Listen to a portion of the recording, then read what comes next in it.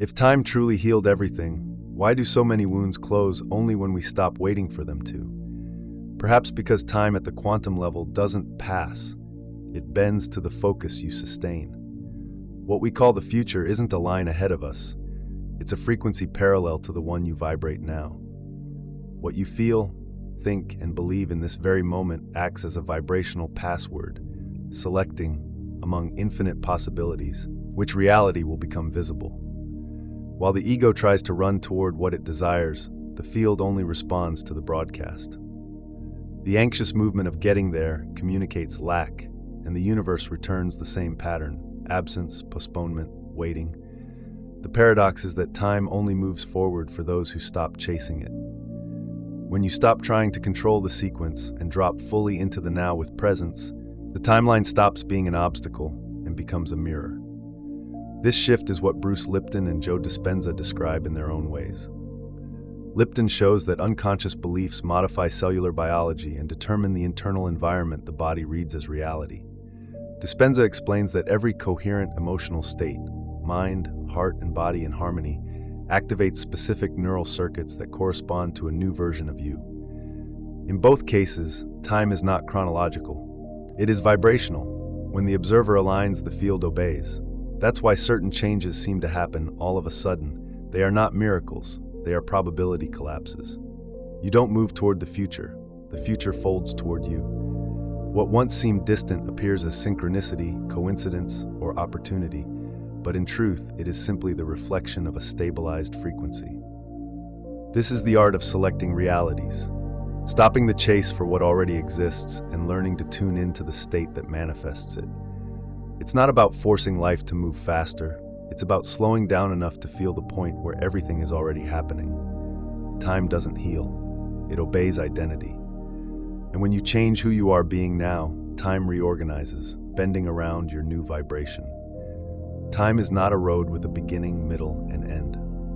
It is a multidimensional landscape where all possibilities coexist, waiting for your consciousness to choose which scene to illuminate. The past is not behind you, and the future is not ahead. Both are within, like frequencies stored at different vibrational layers.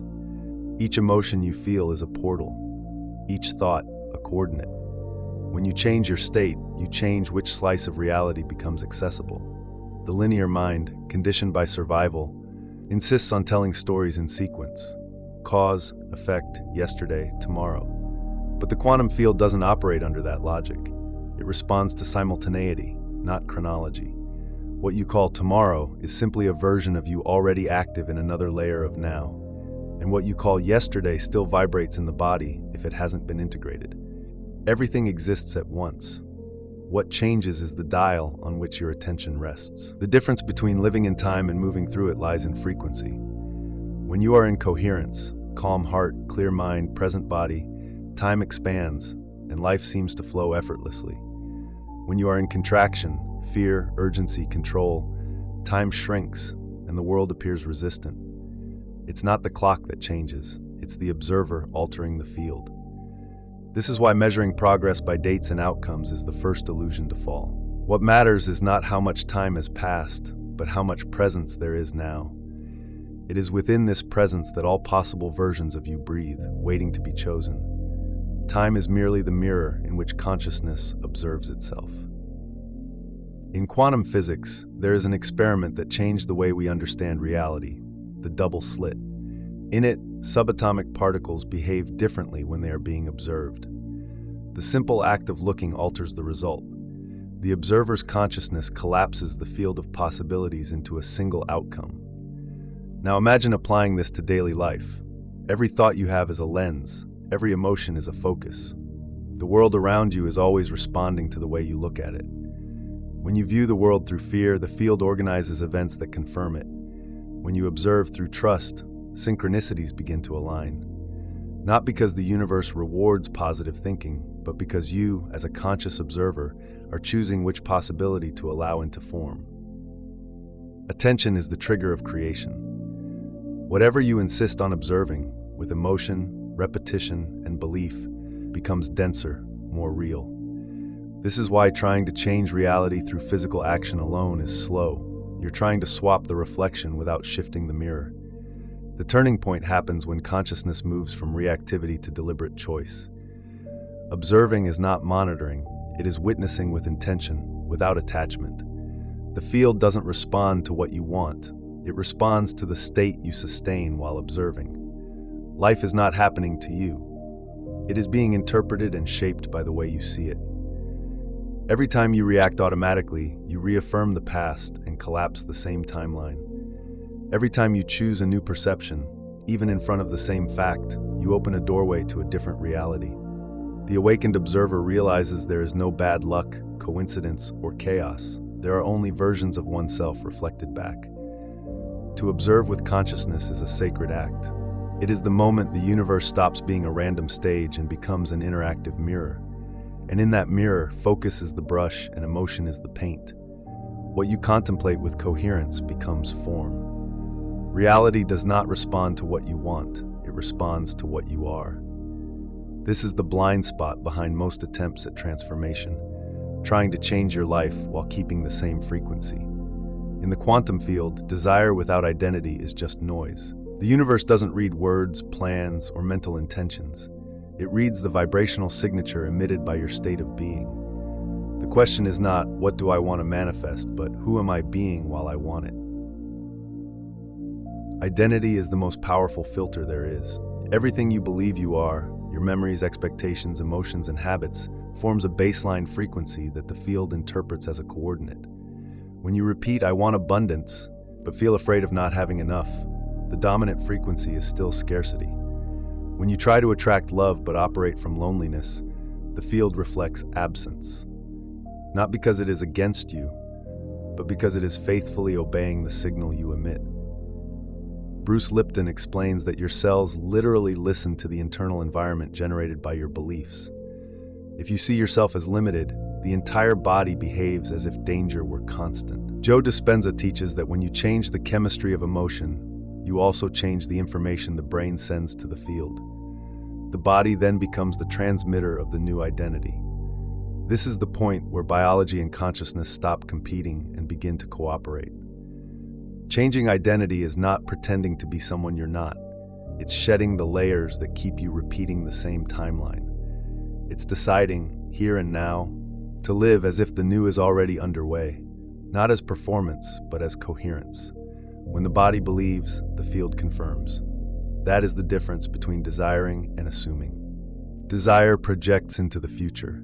Assumption vibrates in the present. You are not creating from nothing. You are accessing a version of yourself that already exists. The portal is not mental, it is vibrational. Every thought you choose, every emotion you sustain, and every conscious gesture reinforces the pattern of the identity you decide to embody. When the who you are changes, the world rearranges around it. Healing the past is not going backwards. It is changing the frequency that keeps it active in the now. What we call the past is not a dead archive. It is a living vibration sustained by emotion and attention. Every memory you revisit with pain reactivates the same timeline within the field. Every time you feel guilt, anger, or shame over something long gone, you send energy to that old version of yourself and keep it spinning. But the past can be rewritten without erasing a single fact. It shifts the moment you change the observer who sees it. When you look at an old scene with new consciousness, without judgment, without resistance, the frequency associated with it loses density. The event stays the same, but the meaning changes. And when the meaning changes, the field stops collapsing the same circumstances. This is how biography stops dictating destiny.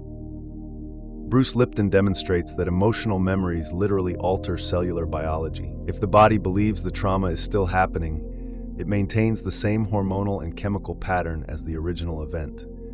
But when you re-experience the memory with a different emotion, compassion instead of pain, gratitude instead of guilt, the chemical message changes. The cells receive a new command. The body understands it is safe to update. Rewriting the past is an act of presence. It is not about denying what happened, but about pulling the body out of the temporal prison that holds it captive in that moment. When you forgive, it is not the other who is freed. It is your vibration that begins to flow again. And in that flow, the field reorganizes future timelines that were previously inaccessible. Healing, then, is not descent, it is ascent. You do not erase what was, you rise high enough in consciousness to see it as part of a larger architecture. And when the past stops being a wound and becomes wisdom, it stops repeating. In that instant, the observer becomes free to choose new futures, and time finally obeys. The heart is the first organ to form in the human body, and ironically, the last to be heard. For a long time, we believed the brain commanded everything, but modern science shows the opposite. The heart sends more information to the brain than the brain sends to the heart. It is a master oscillator, an electromagnetic hub that sets the rhythm of the entire nervous system. When the mind and heart vibrate at different rhythms, the field around you becomes chaotic. When they synchronize, the entire universe responds. Joe Dispenza calls this state heart coherence, a physiological and vibrational balance point where elevated emotion and clear thought merge into a single frequency. In this state, the brain exits stress waves, high beta, and enters alpha and theta, ideal zones for creation. The heart, in turn, produces a harmonic magnetic field strong enough to influence up to 3 meters around the body. Coherence is not a metaphor, it is applied physics. This is why trying to manifest with an anxious mind doesn't work. The brain alone is only the engineer. The heart is the electrical field that brings the blueprint to life. Coherent emotion, gratitude, peace, love, is the fuel that turns idea into tangible reality. Without it, the signal becomes weak, fragmented, full of emotional interference. But with it, focus becomes a laser. The quantum field finally has a clean frequency to respond to. Creating coherence is simple, but it requires surrender. Close your eyes, breathe deeply, counting to 6. Feel the air moving through the heart, not the lungs. Recall something that truly evokes gratitude, not a rehearsed gratitude, but the kind that vibrates in the body. Sustain that feeling for 2 minutes. This small practice changes everything. It regulates the nervous system, reorganizes brain waves, and sends a clear signal to the field. When the mind and heart align, the body becomes an antenna of precision. Coincidences begin to feel choreographed, answers arrive with ease, and time bends in your favor. In that state, you don't force, you don't beg, you don't chase, you broadcast. And the field, like a sensitive mirror, returns exactly what you are.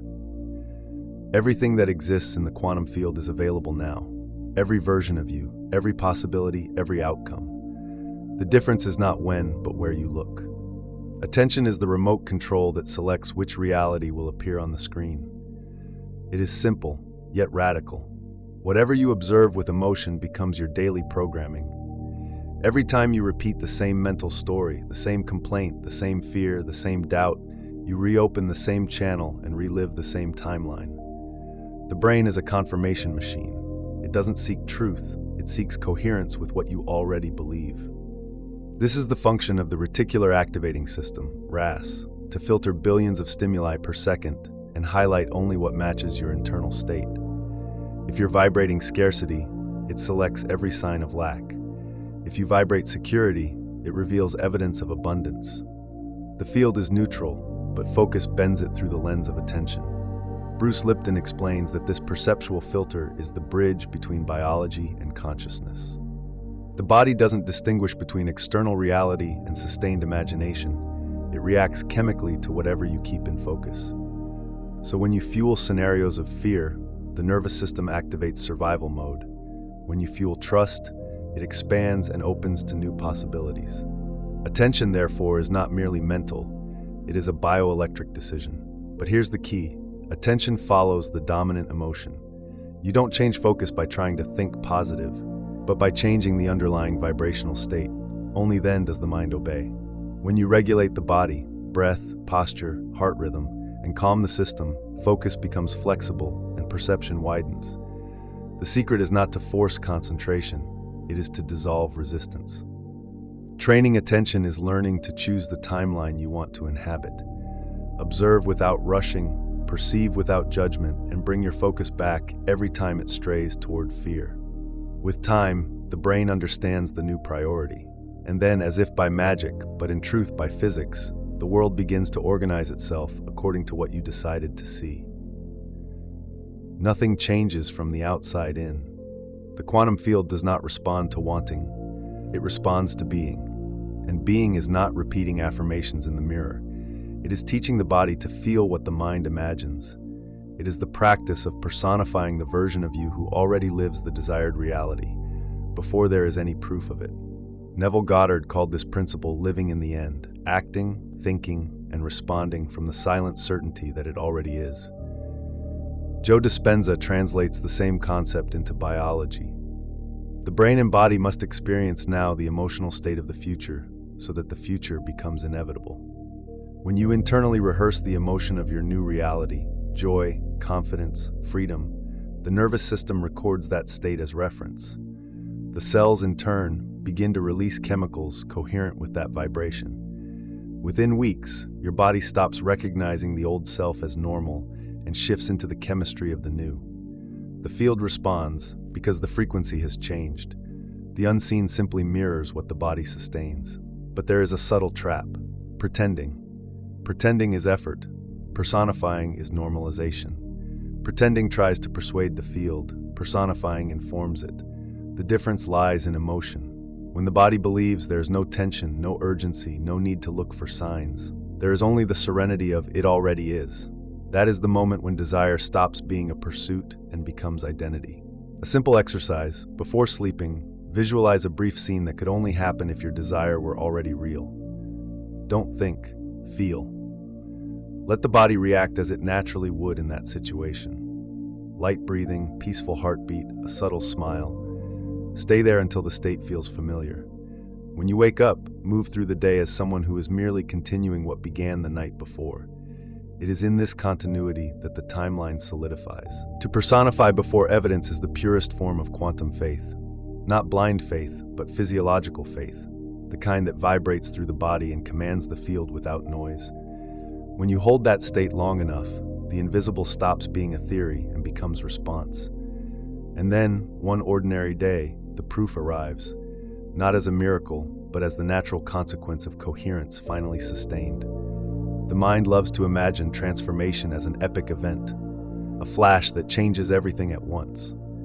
But the field doesn't work with peaks. It responds to average frequency. It is the daily micro-decisions aligned with the new state that build enough energy to collapse a new timeline. Each small choice made from presence is a miniature quantum leap, an invisible update to the vibrational code. Think of it like tuning an instrument. You don't smash it to change its sound. You adjust it, millimeter by millimeter, until the right note rings true. Every time you choose calm over urgency, breath over reaction, trust over doubt, you shift your field's frequency.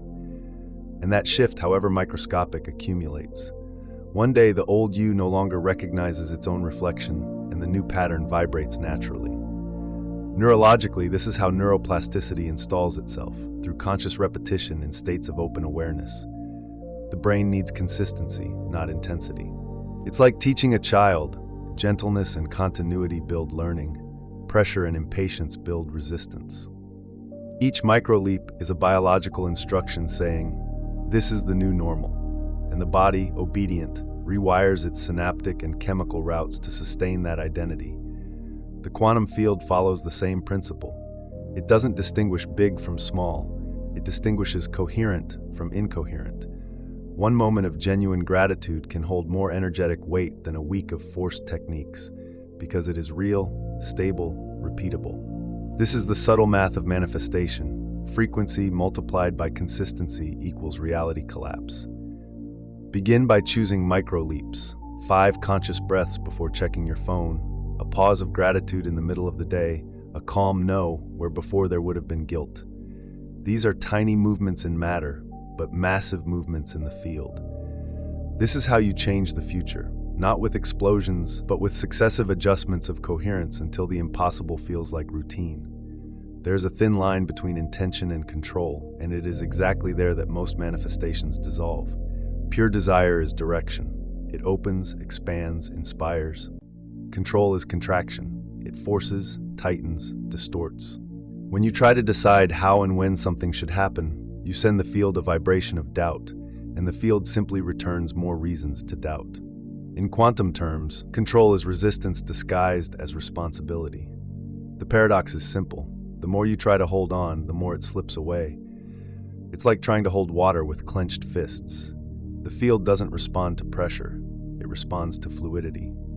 Letting go of control is not giving up, it is allowing life to fulfill its side of the equation. You define the vector, the what and who I am, and release the rest. This is vibrational trust, direction with lightness, certainty without tension. Biologically, the body reads control as threat. The nervous system enters surveillance mode, cortisol rises, breath shortens, and the electromagnetic field becomes chaotic. But when you relax, breathe deep, and anchor in your heart, the parasympathetic system takes over. The body understands. It is safe to receive. And when the body believes, the field collapses. This is where the practice of active surrender comes in. The art of holding direction without rigidity. You keep visualizing, intending, aligning, without invading the domain of the unseen. You leave space for the field to surprise you. Neville Goddard called this natural faith, knowing it is done even before it is seen. What sustains manifestation is not mental command, but emotional stability. Letting go of control is the final proof of trust. It is looking at the unknown with a body at peace. It is acting with clarity and then allowing the field to respond in perfect timing. When you stop pushing the door, it opens on its own. And then you realize the path was never lost. It was simply waiting for the right frequency to unfold. The field does not respond to formulas. It responds to the frequency you sustain. Vibrational protocols are not steps to follow, but states of being. The goal is not to create a new routine to control energy, but to cultivate a quality of presence that keeps the channel clean. At the quantum level, coherence is the universal language, and the simpler the state, the faster reality collapses into form. The first protocol is internal, vector clarity. Define the what and who you are, not the how or when. That clarity creates an ordered field where every cell understands the direction. Doubt and vigilance, the is it working, fragment the signal, scattering energy. The field doesn't need more effort, it needs stability. The second is emotional naturalness. Nothing manifests under tension. When the new state becomes natural, the body relaxes and the mind stops asking for proof. That's when the unseen begins to materialize, because the absence of expectation opens space for flow. You don't create the new by force, but by vibrational familiarity. The third is vibrational fidelity. After every shift in consciousness, the body tries to return to what is familiar. It is the gravity of the previous identity. The work is simple. Protect the new set point. That means saying no to environments, conversations, and habits that pull your frequency down. It means sustaining the new tone even when the old still calls. And the fourth is conscious silence. Not the passive silence of avoidance, but the active silence of someone who already knows. Mental and emotional noise is interference. Silence is a clear channel. When you stop explaining, justifying, or supervising the process, the field understands the message has been delivered. That is the moment reality reorganizes. Not as a response to insistence, but as the natural consequence of coherence. These protocols are not done, they are lived.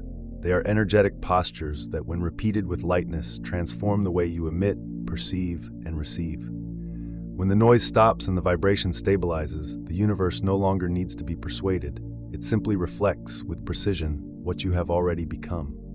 Time is not what we think. It doesn't move, it folds. Every moment carries all possibilities, and what separates them is not distance, it is frequency. Life is not pushing you forward, it is waiting for you to choose the frame you want to exist in. That frame is not chosen by thought, but by state. The field does not read verbal intentions, it feels vibrational coherence. When you understand this, the paradox dissolves. There is nothing to reach, only something to sustain. Change stops being a race and becomes tuning. You begin to notice that external reality, slow and tangible, is only echoing what has already stabilized within you. Synchronicities, encounters, opportunities, everything starts responding to the tone you hold. Bruce Lipton showed that biology follows the internal vibrational environment. Joe Dispenza proved that the body can be trained into states of coherence that attract new realities. Science and spirituality, when united, point to the same truth. The universe does not respond to force, but to clarity, and clarity is born out of silence. It is in that space between wanting and allowing that collapse happens. When resistance ceases, the field flows. When control dissolves, the invisible finds form. The future does not arrive, it reveals itself at the frequency of the now. So the final practice is simple: not to try to manifest, but to become the pure transmitter of what you desire. Because what you seek is not ahead. It is already vibrating, here and now, in the same space where you breathe. And when you align with it, life simply returns the faithful echo of your coherence.